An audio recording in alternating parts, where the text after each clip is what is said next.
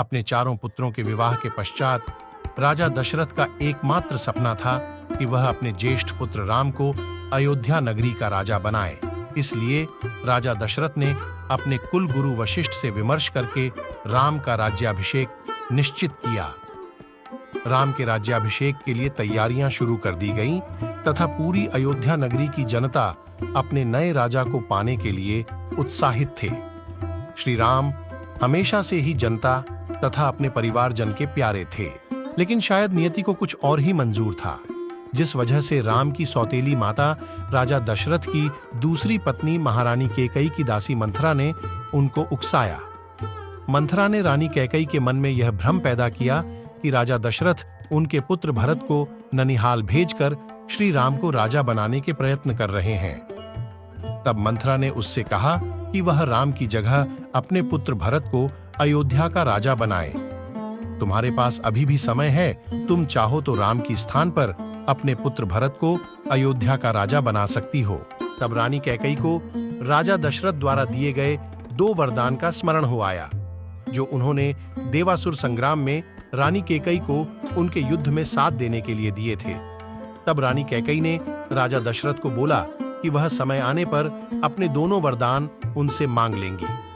तब रानी कैकेयी ने मंथरा के कुविचारों से भ्रमित होकर राजा दशरथ से अपने दोनों वर मांगती है, जिसमें वह पहले वरदान में यह मांगती है कि राम को 14 वर्ष का वनवास दिया जाए, जिसमें राम 14 बरस तक वन में रहेगा और राज्य की किसी भी वस्तु का उपयोग नहीं कर सकेगा।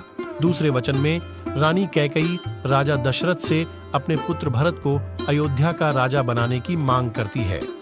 रानी कैकेयी के यह दोनों वचन सुनकर राजा दशरथ को सदमा लगता है और वह बेजुबान हो जाते हैं।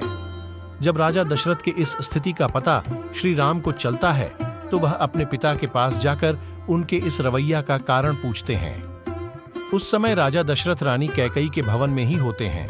बहुत देर तक जब राजा दशरथ कुछ बोल नहीं पाते, तब रानी कैकेयी ही श्री राम को अपने दोनों वचनों के बारे में बताती है। रानी कैकेयी के दोनों वचन सुनकर श्री राम सहर्ष उनके दोनों वचनों को स्वीकार करते हैं। अगले ही दिन जब राम के वनवास की खबर नगर में फैलती है तो पूरे नगर में बगावत जैसे स्वर फूटने लगते हैं। देवी सीता अपने पति श्री राम के साथ वनवास पर जाने का निश्चय करती है। जब लक्ष्मण जी को यह सूचना मिलती है तो वह राजा दशरथ पर क्रोधित होते हैं, लेकिन श्री राम के समझाने पर वह शांत हो जाते हैं।